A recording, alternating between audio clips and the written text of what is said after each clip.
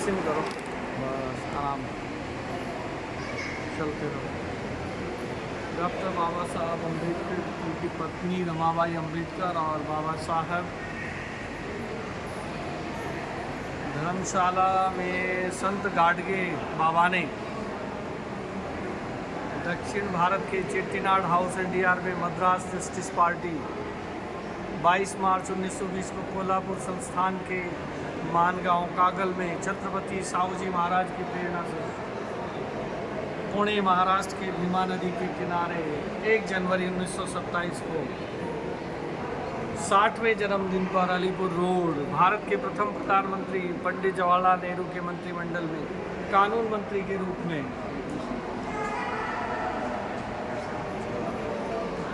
Siddharth college Mumbai के कार्यक्रम में सम्मिलित।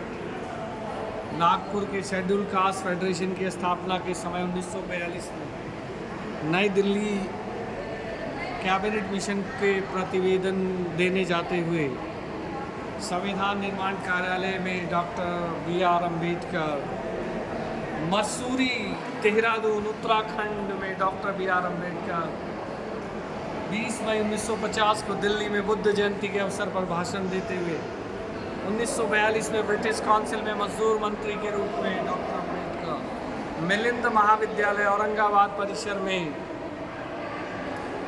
औरंगाबाद के पवन चक्की परिसर में डॉक्टर बी.आर. अम्बेडकर अपने निवास स्थान 26 अलीपुर रोड देहरादून में जन्म दिवस के अवसर पर औरंगाबाद में मिलिंद महाविद्यालय के निर्माण कार्य का निरीक्षण करते हुए बुद्ध जयंती समारोह पर डॉक्टर बी.आर. अम्बेडकर भाषण देते हुए दिल्ली में अपने अनुयायियों के बीच डॉक्टर बी.आर. अम्बेडकर अपने विशाल ग्रंथालय में अध्ययन में मग्न डॉक्टर बी.आर. अम्बेडकर 14 अक्टूबर 1956 को नागपुर में हिंदू धर्म को त्याग कर बौद्ध धर्म की दीक्षा ग्रहण करते समय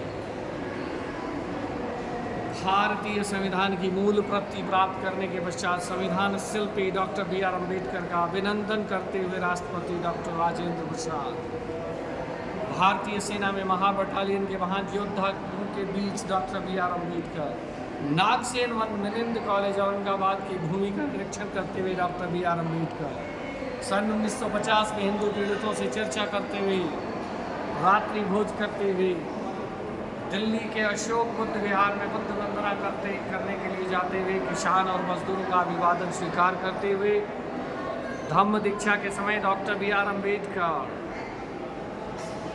नागपुर में 14 अक्टूबर 1956 को धम्म दीक्षा ग्रहण करने के पश्चात डॉक्टर बी.आर. अम्बेडकर, माई साहब, पीछे मुकुंद राव, यशवंत राव और डॉक्टर भोली सिन्हा तथा शंकरानंद शास्त्री अपने भाषण के पूर्व डॉक्टर बी.आर. अम्बेडकर दीक्षा भूमि नागपुर में धम्म दीक्षा समारोह में भाषण देते हुए डॉक्टर बी.आर. अम्बेडकर शंकरानंद शास्त्री एवं माई साहब के साथ नागपुर के दीक्षा समारोह में गंभीर मुद्रा में डॉक्टर बी.आर. अम्बेडकर 14 अक्टूबर 1956 में नागपुर दीक्षा समारोह के पश्चात शेड्यूल कास्ट फेडरेशन कार्यकर्ताओं के साथ हरिदास आवले, एच कुमारी, वाम गोडबोले, महावीर चंद्रमणि, डॉक्टर बी.आर. अम्बेडकर बौद्ध भिक्षुओं के साथ सामने महास्थवीर चंद्रमणि, भिक्षु श्रावस्ती, भिक्षु प्रज्ञानंद और भिक्षु सुमेध डॉक्टर बी.आर. अम्बेडकर समता सैनिक दल कमांडोज एवं माई साहब के साथ नागपुर धम्म दीक्षा 14 अक्टूबर 1956 के मंच पर 20 मई 1951 को बुद्ध जयंती के अवसर पर दिल्ली में भाषण देते हुए यही हो गया। नागपुर 14 अक्टूबर 1956 धम्म दीक्षा के अवसर पर भगवान बुद्ध को नमन करते हुए डॉक्टर बी.आर. अम्बेडकर नागपुर में धर्म परिवर्तन भाषण देते हुए डॉक्टर बी.आर. अम्बेडकर नागपुर दीक्षा भूमि में अपने भाषण देने से पूर्व और महास्थवीर चंद्रमणि द्वारा धम्म दीक्षा ग्रहण करते हुए डॉक्टर बी.आर. अम्बेडकर साथ में बली सिन्हा, रेवाजी राम जी कवाड़े और माई साहब नागपुर के महान धम्म दीक्षा समारोह के पश्चात डॉक्टर बी.आर. अम्बेडकर, माई साहब और पीछे समता सैनिक दल कमांडो धम्म दीक्षा समारोह में भिक्षु संघ एवं कार्यकर्ताओं के बीच डॉक्टर बी.आर. अम्बेडकर महास्तवीर चंद्रमणि नागपुर दीक्षा भूमि पर हिंदू धर्म छोड़कर बौद्ध धर्म की दीक्षा ग्रहण करते हुए नागपुर के महान दीक्षा समारोह में भाषण देते हुए अपने लाखों अनुयायियों को नागपुर में धम्म दीक्षा की 22 प्रतिज्ञा देते हुए डॉक्टर बी.आर. अम्बेडकर